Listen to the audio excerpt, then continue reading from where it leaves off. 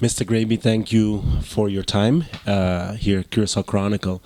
Just to introduce yourself to our viewers, who is Mr. Grebe and what's GeoPetroleum? GeoPetroleum was founded by me in 1977 in Germany. And the first 10 years we were mainly engaged in drilling more than 600 oil and gas wells in West Virginia, the Appalachian area of the United States.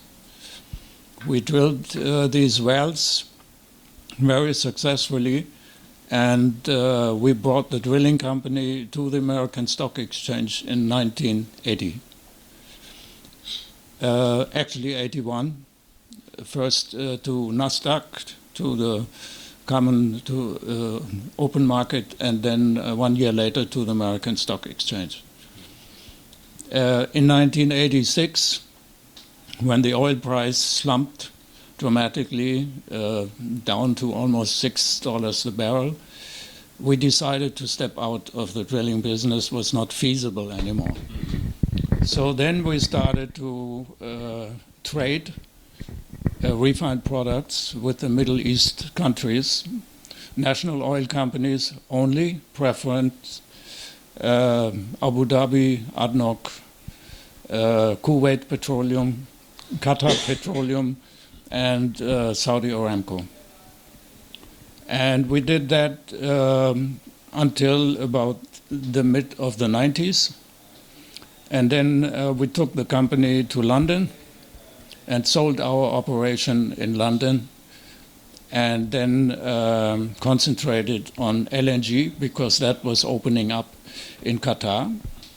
Then we started to concentrate on the LNG business in Qatar because that was coming up. And ever since we are concentrating on LNG because we think this is a super fuel. It is the future. It is the fuel for the cruise ships also here in the Caribbean. And I'm trying to convince nations here in the Caribbean to prepare for LNG. So that means that GeoPetroleum has been around for a while. You have quite a bit of experience and connections in this industry. Yes, we call that upstream and downstream experience.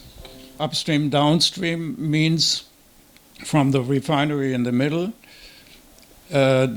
upstream to the well, to the production site, and downstream to the end users, which is for LNG will be power plants, will be diesel engines in power plants, but also in ships in the future, because environmentalists are complaining about the pollution of the oceans and the pollution of the air.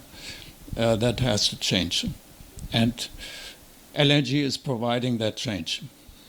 But you are based now in Curacao. You've been here for a while in Curacao, and you've also showed interest in the oil refinery, as we've reported a couple of weeks ago.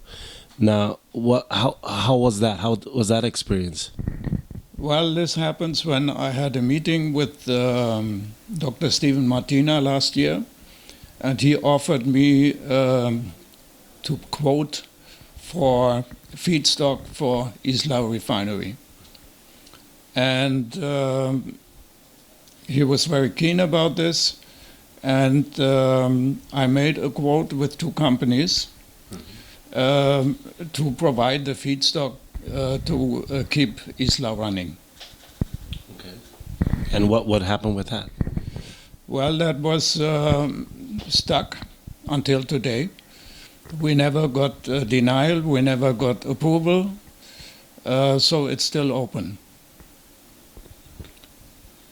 So are you currently negotiating that with the government, or you decided to just stop with it? Well, the recent development with RDK was that RDK said they are not in charge to decide on that. There's a company, IHS Market in Houston. They have to decide. And IHS Market in Houston pointed back to RDK and said, no, they have to decide. So when this went back and forth, I decided to write a letter to the Prime Minister. And the Prime Minister did not reply to my first letter, did not reply to my second letter, not to my third letter. And then I complained with the governor of Curacao. And somebody put that letter on Facebook.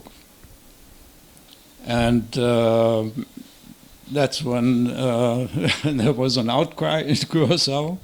And there were the people who were supporting me behind, and there were the people who are opposing me, because Isla is controversial on their production. There are environmentalists. They don't want Isla to continue, and there are many people who make a living